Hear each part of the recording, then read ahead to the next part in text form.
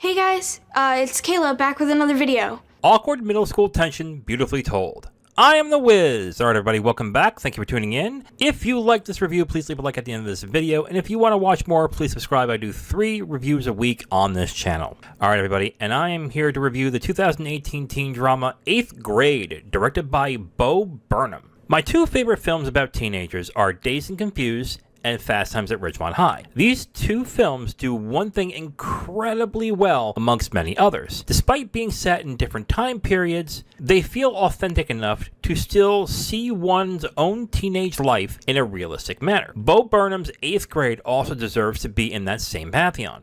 Even though it's set in present day, with its characters navigating school life with today's modern challenges, it still has so much in the film that even older viewers can recapture all their awkward feelings they had at that age. 8th Grade does a great job having viewers feel the unease of this time and fitting in. It's strange to feel tension in a scene that is just going to a pool party, but Burnham's off-kilter but natural direction makes you feel the anxiety from identifying what Kayla is going through, and that unease is felt in many ways. There is the just mentioned direction, the anxiety felt through the character, but what is also there is this mix of awkward comedy. Now, some may call it cringe comedy, like Shiva Baby or the TV series The Office, where you are laughing at the misfortune or stupidity of someone. But I say awkward for a specific reason. You won't laugh at Kayla like you would laugh at the characters in The Office. You laugh at the situation that this poor girl is unfortunately going through.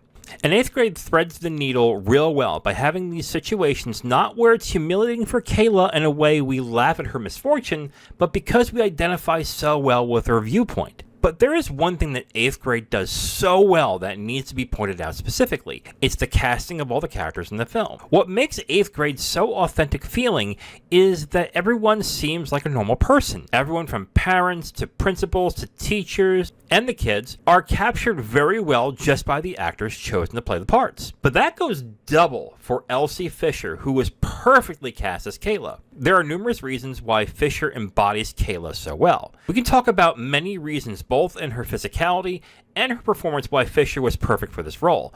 But the one thing that she hits incredibly well is a tone that is a jumble of puberty-minded emotions while also being incredibly likable. Kayla is a teenager, of course, so she gets at times mean and sad, but she blends it really well with her character so it doesn't feel like she's overacting. It's a hard line to pull for even seasoned actors in their 40s, but for Fisher to do this in her teens was really impressive. But I have one slight grievance with the film. Why does the focus on social media seem so secondary? I might just be inserting my viewpoint on children and social media here, but I really felt Burnham had a missed opportunity with not going into the importance that social media plays in schools.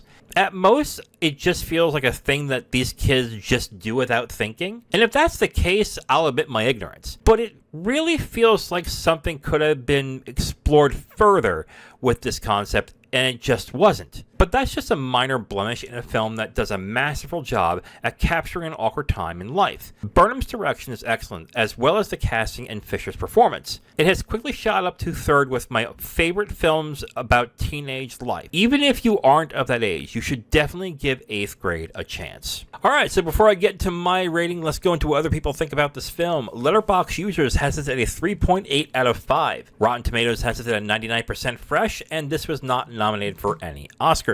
This is a surefire 4.5 out of 5 for me. This was a really good movie. I gotta be honest, I really think there was a missed opportunity with not delving into the social media aspect of these children's lives. But even without that, just the performance of Elsie Fisher and the way that Burnham directs this film to make it really feel like there's a lot of tension going on, even though it's just teenage life. And honestly, that's what I think really worked very well in this film.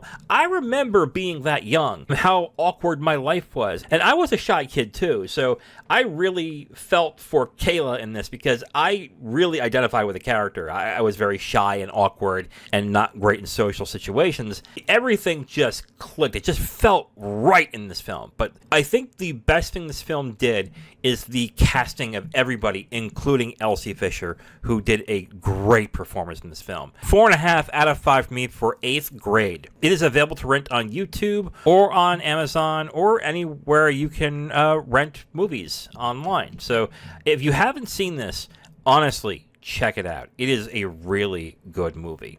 But I get the feeling a lot of people already have. Alright, so before I end this review, let me ask you a question. What is your favorite film about teenage life? So, I have a 1A and 1B, and that's, of course, Dazed and Confused and Fast Times at Ridgemont High. But I would give a slight edge to Dazed and Confused. I think Dazed and Confused does a really good job showing this life that these kids have in that time period that still really feels like the life I had when I was in high school. It was definitely a really good movie. I would definitely check that out if you haven't. But let me know what yours is in the comments. Alright guys, that's the end of the review. Thank you again for watching. See you guys next time. Yeah, okay, so stay cool, and I can't wait to be you. Love, Kayla. Gucci. Thank you for watching this video. If you liked it, please like it. If you didn't, please subscribe. And if you have questions or comments, go ahead and leave a comment whether you liked it or not. It just helps, you know. If you want my written reviews, you can go onto my letterbox at IamThatWiz, or you can go to my website at IamTheWiz.com. Thank you very much again for watching. See you next time.